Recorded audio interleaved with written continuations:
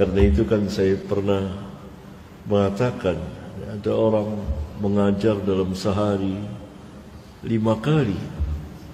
Ini la syar'an wala aqlan, la aqlan wala syar'an. Ini Syekhul Islam Al-Imam Asy-Syafi'i ini. Imam Syafi'i. Tapi ngajarnya enggak muter Imam Syafi'i.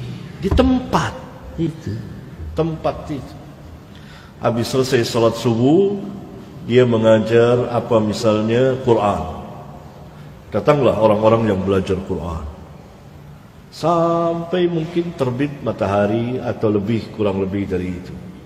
Bubar majelis. Yang lain lagi yang datang, orangnya bukan itu juga. Lain lagi datang lagi. Belajar apa sekarang? Hadis. Selesai, datang lagi, yang lain pergi. Datang lagi, bahas lagi. Belajar apa? Usul. Sampai zuhur. Sampai zuhur. Di situ dia duduk. Di Masjidil Haram. Orangnya beda-beda. Majelis Quran sudah selesai, bubar. Datang lagi rombongan lain, belajar lagi. Seperti itu. Langka orang yang seperti itu. Karena itu saya menasihati, ya berbicaralah sebagian asatidzah yang datang minta nasihat. Kalau pelajar memang selalu begitu. Dia ini ustadz beneran, bener ustadz ini, ustadz bener. Kalau ustadz saya bilang ustadz, pelajar ya pelajar ilmiah. Datang minta nasihat beragam para asatidzah ini pada zaman sekarang. Tapi intinya ada 2 kekurangan barangkali, ya sama-sama kita tidak ada kelebihan dan yang sangat menonjol, semuanya kurang. Pertama, mengajar yang di luar kemampuan dia. Antum tidak boleh mengajar di luar kemampuan antum. Apa yang antum bidangi? Kalau antum tidak membidangi salah satu cabang ilmu, maka antum ceramah umum. Apa yang antum bidangi? Dan sejauh mana bidang antum itu? Tidak boleh misalnya antum membidangi satu ilmu, kemudian antum mengajar ilmu lain yang di luar kemampuan antum. Nah ini terjadi acak. Itu yang pertama. Yang kedua, porsinya terlalu banyak. Bagaimana mungkin antum mengajar? Ini ustadz itu bilang sendiri. Iya ustadz, ini ustadz beneran nih, bukan ustadz-ustadzan. Ntar lagi bagian yang kedua ustadz-ustadzan ini. Ustadz bener ini. Dan biasanya kalau yang ustadz pelajar, dia tawadhu, datang komunikasi, musyawarah, munaqashah dengan saya. Apa yang harus kita, karena memang mereka ini pelajar, tapi ada kesalahan yang mungkin dia merasa saya ini salah rasanya. Ayo datang, saya minta nasihat ya, saya kira terlalu tinggi minta nasihat saya. Ya ngomong sajalah, bicara aja. Apa antum ngajar apa? Oh ada yang ngajar ini bulu-bulu maram, ada yang ngajar ini bagian antum, fak antum ya bukan. Bagaimana antum mengajar sesuatu yang di luar kemampuan antum? Apa yang antum kuasai betul sudah disaksikan oleh ahli ilmu. Kalau enggak ada, ya mungkin antum tabligh, ceramah umum, muballigh, khutbah. Tapi ini sayang sekali. Berarti antum menyia-nyiakan waktu yang begitu besar.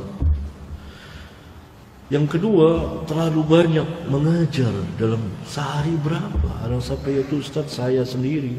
Ustaz sering bilang di majelis, ada orang mengajar sampai 400, diantaranya saya Ustaz. Wah ya, ada yang ngaku. Beda memang pelajar dengan yang bukan pelajar. Kalau yang bukan pelajar, Ustaz-Ustazan nggak pernah datang, nggak pernah ngaku. Karena dia tahu itu salah, mencuri. Mana ada maling yang ngaku? Nggak ada. Tapi kalau pelajar ngaku dia, datang, betul pelajar. Dia mungkin melihat ada sesuatu yang salah yang saya kerjakan selama ini salah. Tapi kemana? Barangkali mungkin pada orang yang lebih tua atau pengalaman lah. Gitu. Saya tidak mengatakan bahwa saya lebih alim, tidak. Pada pelajar tidak, sama semua.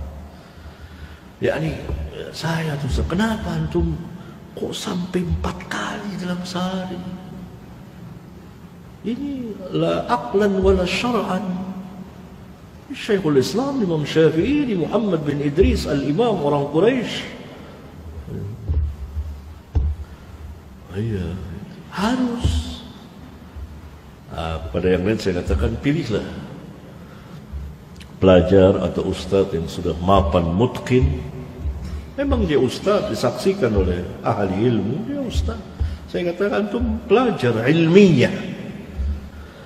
Yakni orang yang menguasai, tinggal antum memanfaatkan waktu. Orang harus belajar berpikir, memeras keringatnya, memeras otaknya.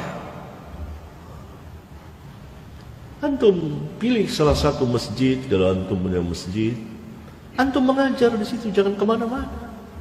Mungkin satu saat antum bisa ngajar di sana. Pilih seminggu sekali, sudah cukup.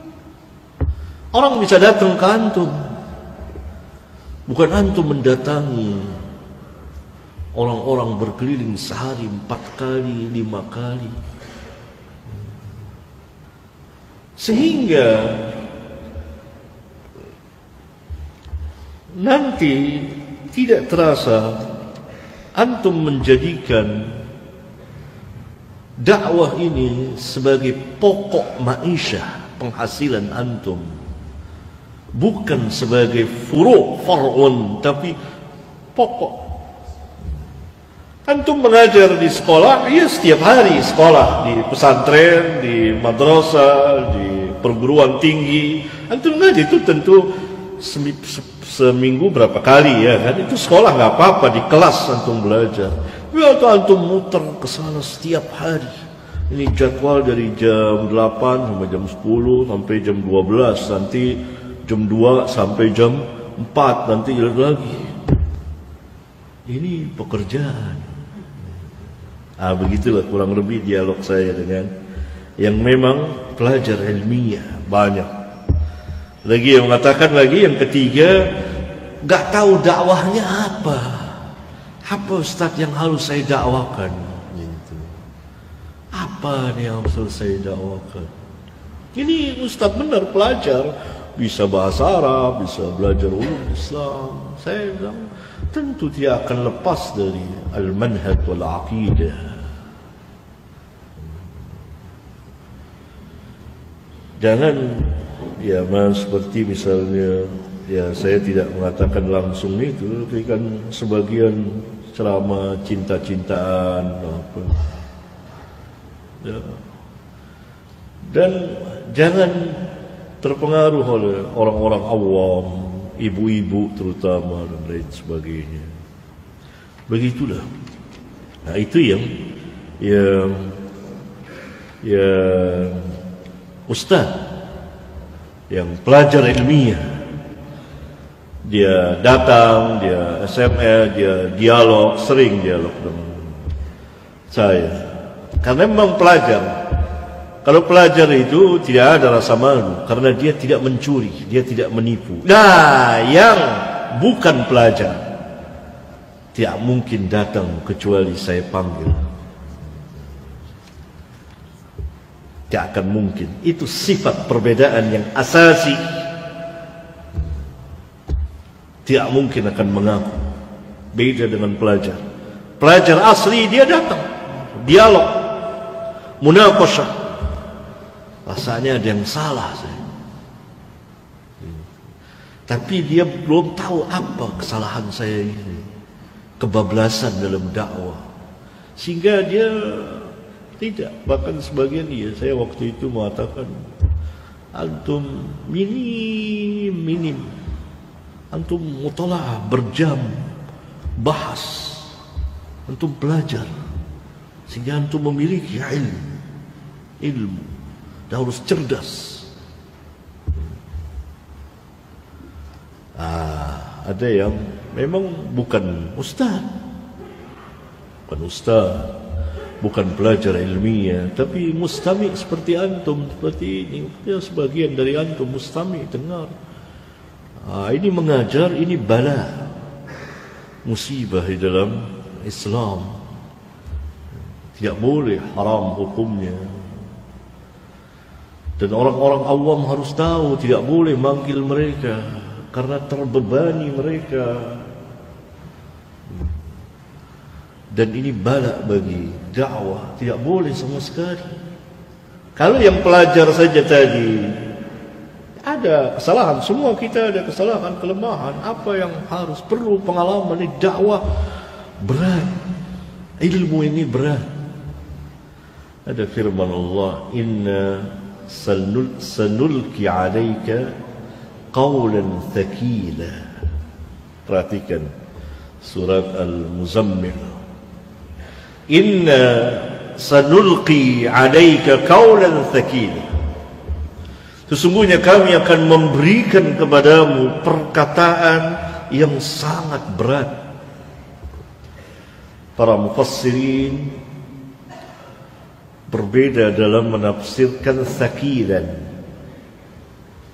Sebagian menafsirkan kami akan memberikan kepadamu perkataan yang berat, maksudnya al-amal, diamalkan. Cukup berat, ada perintah, ada larangan, dan seterusnya.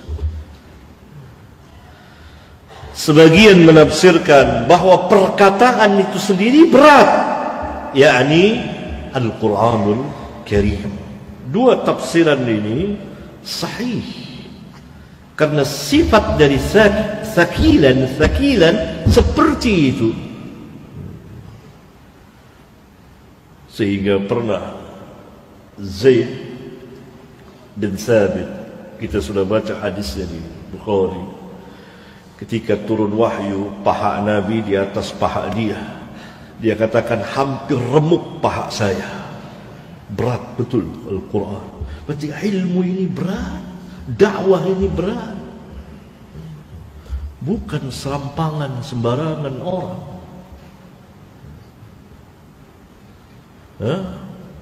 Nah, karena itu saya memanggil, menasihati banyak sekali. Ada yang saya kenal, ada yang mungkin saya tidak kenal. Nasihati, memperingati, tidak boleh mengajar, karena ini bab din, bab agama, sangat besar sekali. Sehingga dahulu para ulama, kalau ada yang tidak siqah, bagaimana? Bayin, jelasin kepada manusia dia tidak siqah. Ma'ruf perkataan para a'immah, tidak boleh. Nah, permasalahannya ketika dakwah telah dijadikan sebagai ma'isyah, sampai ada yang bukan ustaz, itu dihitung oleh sebagian ikhwan, itu mengajar minim dalam sepekan 15 kali, fullnya 18 kali. Ya subhanallah. Ini dakwah dijadikan sebagai ma'isyah, pokok ma'isyah. Ini tidak benar. Selain tidak berilmu, ini sama sekali tidak boleh, haram. Harap diingat. Kullukum ra'in wa mas'ulun an ra'iyatihi. Harus dijelaskan bayin. Tak boleh. Tak boleh. Tak boleh. Haram. Dan saya katakan langsung, saya haram, tidak boleh. Man ghasyana falaysa minna. Barang siapa yang menipu, dia bukan dari kami. Karena itu kelompok ini tidak pernah berdiskusi, tidak pernah berbicara, ngajar, enggak pernah sama sekali. Beda dengan kelompok pertama tadi. Karena dia tidak merasa bersalah dengan ilmunya. Dia memang berilmu, pelajar ilmiah. Dia tahu, dia tidak akan pernah takut untuk berhadapan. Tapi tentu ada kesalahan, namanya juga pemula. Baru turun gunung misalnya. Atau melihat gemerlapan dunia. Sehingga dipanggil sana, dipanggil, wah sibuk. Akhirnya ilmunya hilang. Dokter kalau dia tidak praktek-praktek, dia lulus kedokteran, akhirnya jadi orang awamnya. Orang awam. Perlu diasah. Tapi kelompok pertama ini tidak malu, jadi dia berani datang diskusi apa gini, nggak ada malu karena dia memang sesuai jalannya, hanya wajar manusia. Tapi kalau kelompok kedua ini tidak berada di jalur ini, pasti tidak akan pernah berani berdiskusi, berani berini, karena akan diketahui antum mencuri, menipu umat, nggak boleh, haram hukumnya.